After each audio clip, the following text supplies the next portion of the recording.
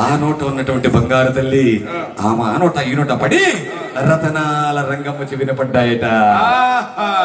ఆ రతనాల రంగమ్మ దేవి అరే నా అల్లుడు అంత అందగాడా అని చెప్పి ముసుకల పక్కకు తీసి అబ్బా అల్లుడందాలు